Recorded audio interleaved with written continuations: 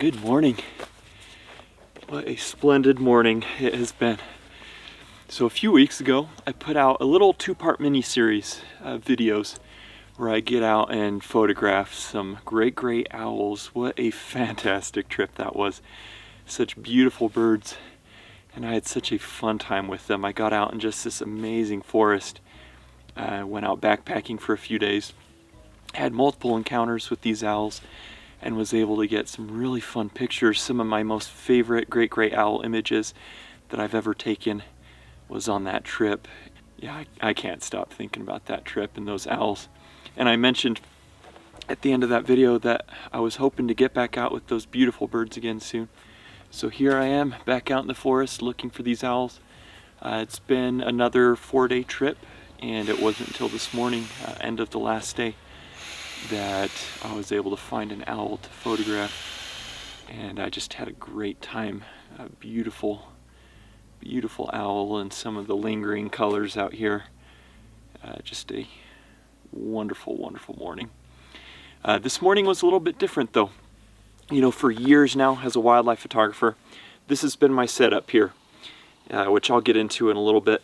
But this morning, I didn't use any of this to photograph that owl. I used a whole new setup. I got a brand new lens, used a different camera, and it was absolutely wonderful. It was fun to test something new out, and I'm starting to transition to this new setup over this setup that I've used for a long time now. So in this week's video, first of all, I wanted to show you guys that owl that I was able to photograph this morning. Such beautiful birds. At the end of this video, I'll show you that owl, some of the images I got this morning. But what I really wanted to review this week was the ideal camera setup for a wildlife photographer. What I personally look for in a lens and a camera body. I'll get into some of that stuff, and then I would love to hear from you guys. What are some of the things that you look for when picking out a lens for wildlife photography or a camera body for wildlife photography? So without further ado, let's jump right into it. Like I mentioned, for years now, this has been my setup. This lens here is the Tamron 150-600, the Senket model.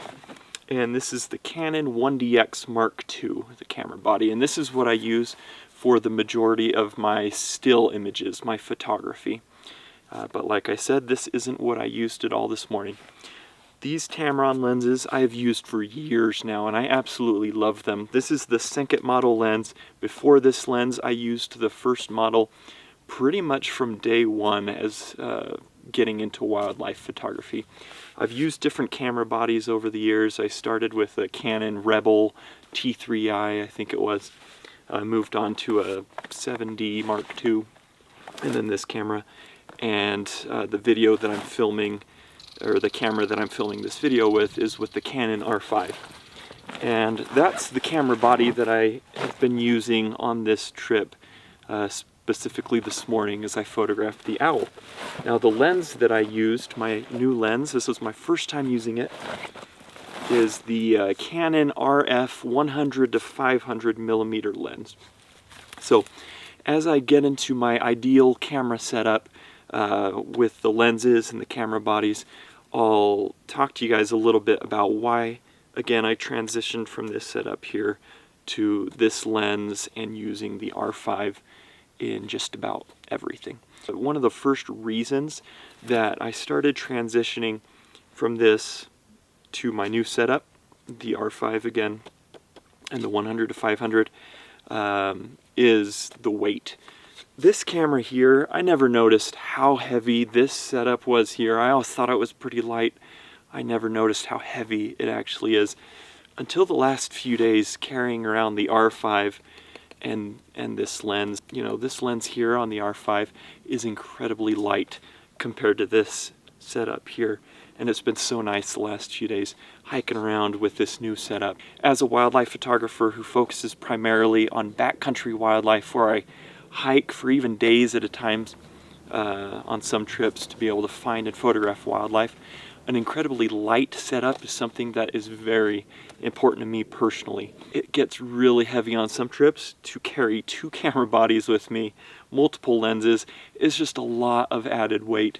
So a few months ago I decided to find a lens that I could use reliably on the R5 and just be able to cut out essentially half of my camera weight.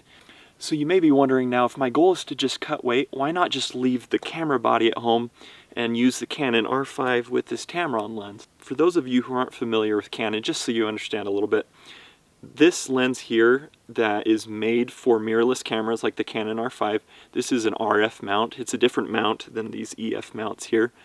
And so whenever I use this Tamron lens on the Canon R5, I need to throw in an adapter in order to make it work.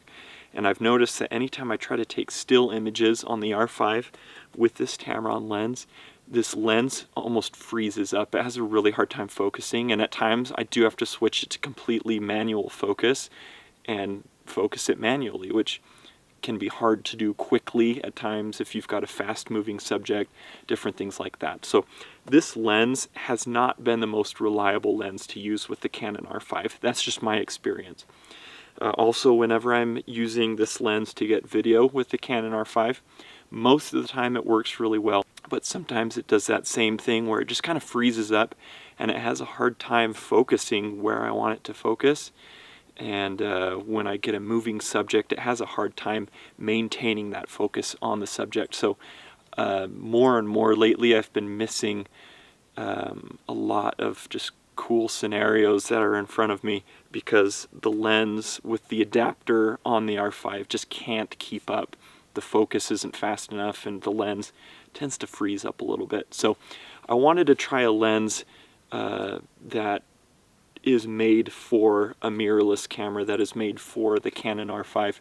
So that's the reason I got this lens, was to be able to try it, a lens that's made specifically for that camera body and to be able to just use it for everything. One of the other important factors to me is versatility. So when I'm choosing a lens, I want it to be versatile. I want to be able to use it for a large range for different types of photography, for you know, more zoomed out approach or a very zoomed in approach.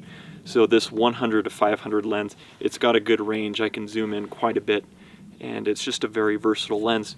This 150 to 600 also, it's just a very versatile lens. So these are the types of lenses that I look for as a wildlife photographer. Again, where I'm backpacking a lot, I don't want to have to carry a bunch of different lenses with me. That's a lot of weight that adds up.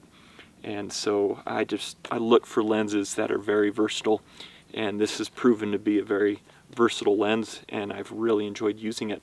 Another one of the main reasons why I've decided to just use the Canon R5 with this lens is, again, traditionally, this is the camera I used for still images, that's the camera I used for video, and anytime I wanted to, you know, use this lens for video or whatever, I would have to switch one lens from a camera body to another camera body, and it just took a lot of time.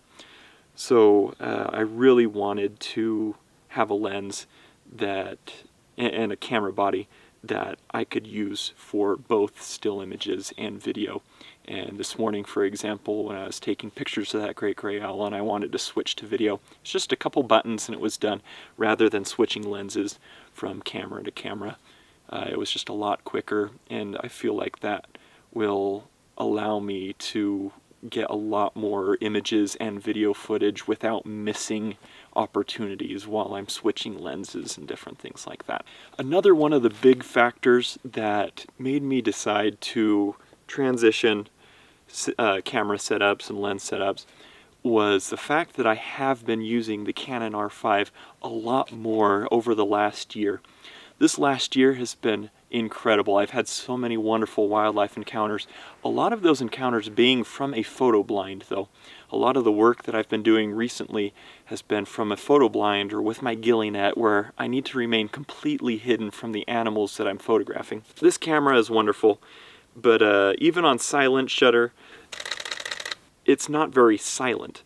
It's not a quiet camera, but that Canon R5, whenever I use that in a photo blind, it can be completely silent. It's got that electronic shutter, which makes no noise whatsoever, and so I'm able to remain hidden from the wildlife that I'm photographing.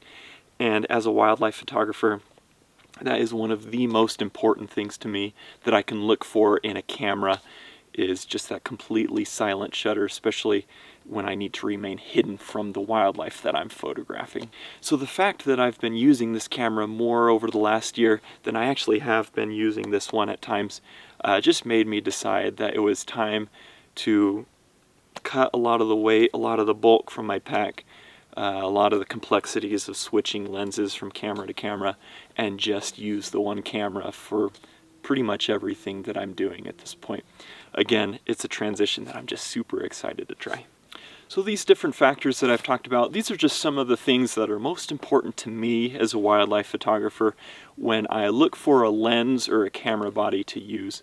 You know, every once in a while I'll get a message or an email or something, somebody asking me what is the best lens or what's the best camera body that I can get for wildlife photography. What's the best camera setup that I can have for wildlife photography?